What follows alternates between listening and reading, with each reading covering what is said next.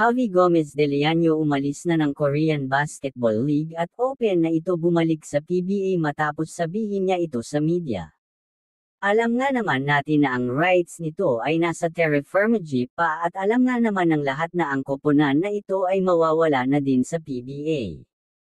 Kung kaya marami nga ang nag-aabang dito sa kanyang pagbabalik na kung saang koponan ito maglalaro.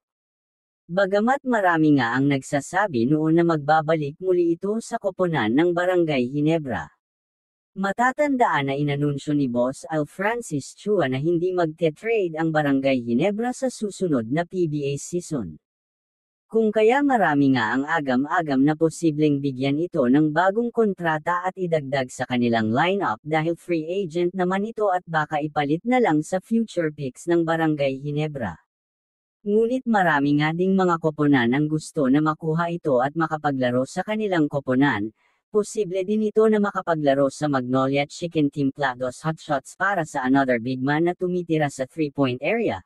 Magiging fit nga naman ito sa kanilang lineup dahil sa sistema na mayroon ng Magnolia plus malilimitahan pa nga ang depensa sa ilalim kung mayroong big man na katulad ni Javi Gomez de Leaño na tumitira sa labas.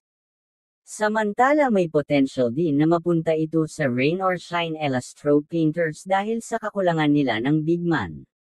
Matatandaan na winave nga ng Rain or Shine ang kanilang dalawang player na sina Mark Borboran at Francis Escandor.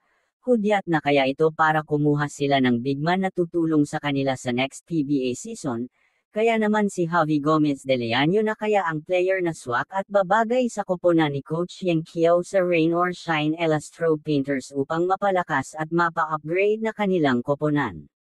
Samantala, Dave Ildefonso gusto na din makapaglaro sa PBA next season. Umaasa nga ito na sana magkaayos na sila ng deal sa koponan na nag-draft sa kanya yun ang Northport Batang Pier. Naglalaro nga si Dave Ildefonso sa MPBL sa koponan ng Abra. Matatandaan na mukhang ayaw nga nito maglaro sa koponan ng Northport Batang Pier noon dahil sa hindi magkasundo sa kontrata at ngayon nagpaparamdam na gusto na maglaro sa PBA. Kung kailan mawawala na ang koponan na ito sa PBA dahil na din hindi naging successful ang kampanya nito sa loob ng maraming taon sa PBA. Usap-usapan nga na baka matrade ito sa Converge Fiberxers or sa Rain or Shine. Tignan na lang natin yan sa susunod na magaganap sa pag-uusap nila ng kanyang mother team sa PBA. Sa ngayon hanggang dito na lang po muna ang ating pag-uusapan.